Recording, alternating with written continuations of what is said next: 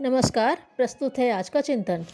मनः शास्त्र का मानना है कि जिन विचारों पर हम विश्वास करते हैं, पुनः पुनः चिंतन करते हैं, बार बार हृदय पटल पर लाते हैं, जिन्हें हम मन के अव्यक्त प्रदेश में प्रवेश करा देते हैं, वे ही हमारे अंतःकरण की नींव हो जाते हैं। कुटिल एवं असत्य विचार से मुक्ति का सरल उपाय सुविचार की भावना को दृढ़ करना है।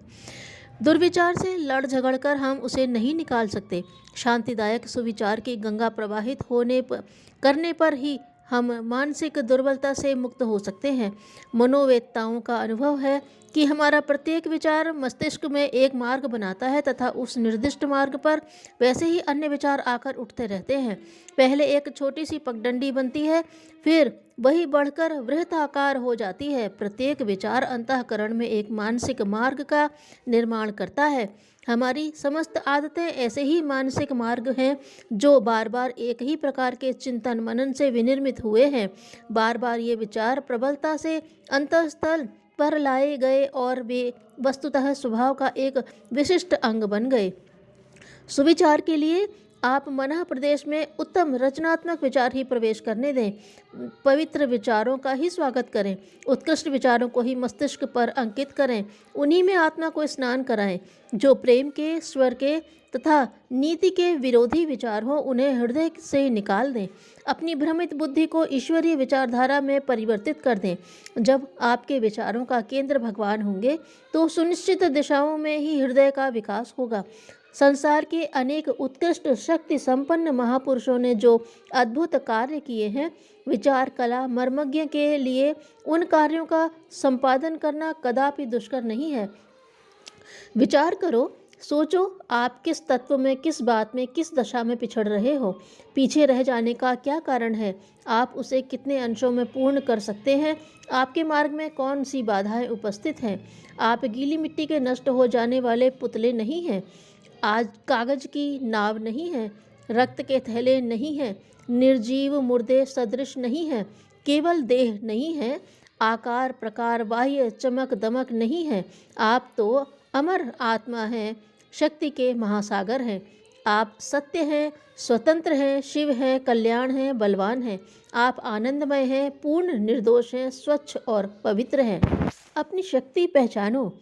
आपको ज्ञात होना चाहिए कि शक्ति ही जीवन है, शक्ति ही धर्म है। परमेश्वर इस शक्ति का पुंज है। आप परमेश्वर के राजकुमार हैं, अतएव आपकी पैतृक संपत्ति शक्ति ही है। शक्ति तुम्हारे अंदर तथा बाह्य अंगों में पूर्णतः व्याप्त है। शक्ति आपके रोम रोम में संचरित हो रही है।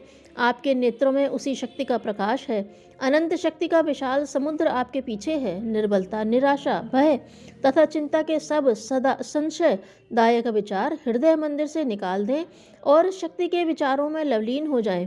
परमेश्वर ने सबको समान शक्तियां प्रदान की हैं। ऐसा नहीं कि किसी में अधिक, किसी में न्यून हो, किसी के साथ खास रियायत की गई हो। परमेश्वर के यहाँ अन्याय नहीं है। समस्त अद्भुत शक्तियाँ आपके शरीर में विद्यमान हैं। आप उन्हें जागृत करने का कष्ट नहीं करते।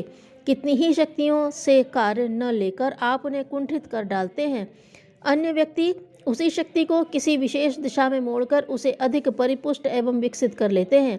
अपनी शक्तियों को जागृत तथा विकसित कर लेना, उन्हें शिथिल, पंगु, निश्चेष्ट बना डालना स्वयं आपके हाथ में है।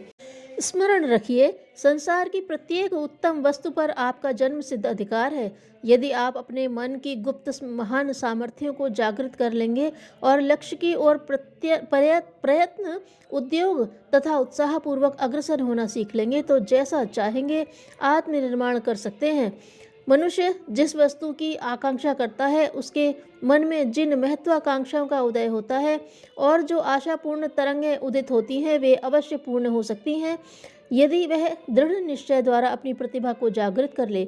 अतएव प्रतिज्ञा कर लीजिए कि आप चाहे जो कुछ हो, चाहे जिस स्थिति वातावरण में हो, आप एक कार्य अवश्य करेंगे। वह यह कि अपनी शक्तियों को ऊंची बनाएंगे। प्रत्येक दिन अपनी योग्यता, अपनी शक्ति, अपनी विलक्षणता में अभिवृद्धि करते रहेंगे। आत्मा में जो ईश्वरीय तत्व है, उन पर से अविद्या का आवरण उठाते रहेंगे और इस प्रकार अपने यथार्थ रूप से परिचित हो जाएंगे। अपने हितैषी बनिए। अपने को उत्तम अवस्था में रखने तथा अपनी शक्तियों पर पूर्ण विजय प्राप्त करने के लिए मनुष्य को उचित है कि वह मानसिक दृष्टि से अपना हितैषी बने, अर्थात अपने विषय में सदा सर्वदा उत्कृष्ट विचार ही रखे। निज जीवन के प्रति जैसी हमारी व्यक्तिगत भावना, दृष्टिकोण तथा कल्पना होगी, उसी के अनुसार हमारी जीवन यात्रा मृदु अथवा कर्कश होगी।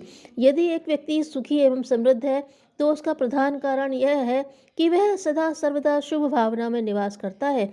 यदि कोई व्यक्ति क्लांत है, दुखी है, विक्षुब्ध है, तो उसका विशिष्ट कारण यह है कि वह मन की क्रिया को चिंता, संदेह, कृष्णता के कुत्सित चिंतन में ही समाप्त कर देता है।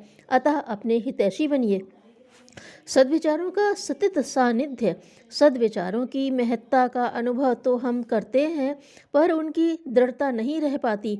जब कोई अच्छी पुस्तक पढ़ते या सत्संग प्रवचन सुनते हैं तो इच्छा होती है कि इस मार्ग पर चलें, पर जैसे ही वह प्रसंग पलटा कि दूसरी प्रकार के पूर्व अभ्यस्त विचार पुनः मस्तिष्क पर अधिकार जमा लेते हैं और वही पुराना घिसा पिटा कार्यक्रम पुनः चलने लगता है।